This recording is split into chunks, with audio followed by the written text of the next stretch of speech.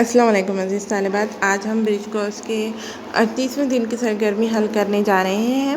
اس سرگرمی میں آپ جانیں گے کہ ضمیر شخصی، ضمیر اضافی کو ہم آج اس میں مثالوں کے ذریعے سمجھنے کی کوشش کریں گے۔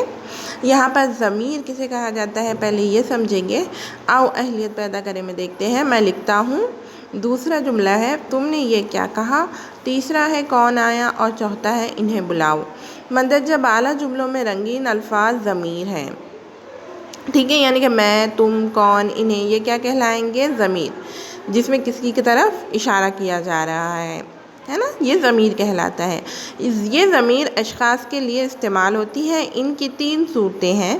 ضمیر متکلم، یعنی کہ جو بات کرتا ہے اسے متکلم کہتے ہیں، اور ضمیر مخاطب، جس سے بات کی جاتی ہے اسے مخاطب کہتے ہیں، اور ضمیر غائب، یعنی جس کا ذکر کیا جا رہا ہے اسے ضمیر غائب کہتے ہیں۔ اوکے، ضمیر متکلم یعنی کہ جو بات کرتا ہے، مخاطب یعنی کہ جس سے مخاطب ہو کر ہم کچھ کہہ رہے ہیں، اور جس کے بارے میں بات ہو رہی ہے وہ ضمیر غائب ہوتا ہے، یعنی کہ وہ حاضر ہے کیا؟ نہیں، تو اس لیے ضمیر غائب۔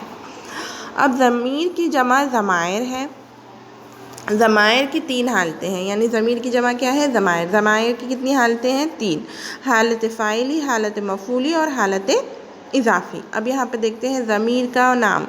ضمیر مخاطب حالت اضافی میں کیا ہوگا؟ میرا، ہمارا، ہے نا۔ ضمیر مخاطب بھی، یعنی کہ اگر مخاطب اپنے بارے میں بات کر رہا ہے تو وہ میرا اور ہمارا کہے گا، اور ضمیر غائب یعنی کہ تیسرے کے لیے بات ہو رہی ہے تو تیرا یا تمہارا، یا ضمیر غائب حالت اضافی میں اس کا یا ان کا۔ اوکے، اب یہاں پر سینٹنسز دیکھ لیجئے۔ ضمیر اضافی کی مشق۔ حضرت عمر کو اپنی رعایا کی خیر خیریت کی بہت فکر رہا کرتی تھی۔ اس روشنی میں ہم اپنا روزانہ کا کام کرتے ہیں۔ اس نے اپنے سارے زیور اتار کر ان کی جھولی میں ڈال دیے۔ مندرجہ بالا جملوں میں اپنی، اپنا اور اپنے ضمائر اضافی ہیں، یعنی کہ اپنی، اپنا اور اپنے یہ کیا ہے؟ ضمائر اضافی ہیں۔ اب آؤ تخیلاتی بنے میں ضمیر اضافی کا درست استعمال کر کے جملوں کو دوبارہ استعمال کرنا ہے۔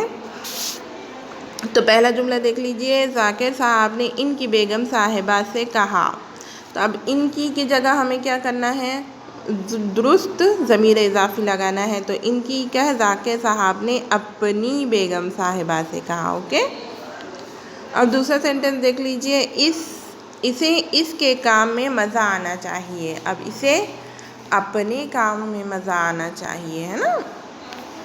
اور تیسرا جملہ دیکھتے ہیں، اس نے نہرو جی سے اس کا قصور دریافت کیا۔ اب اس نے نہرو جی سے اپنا قصور دریافت کیا۔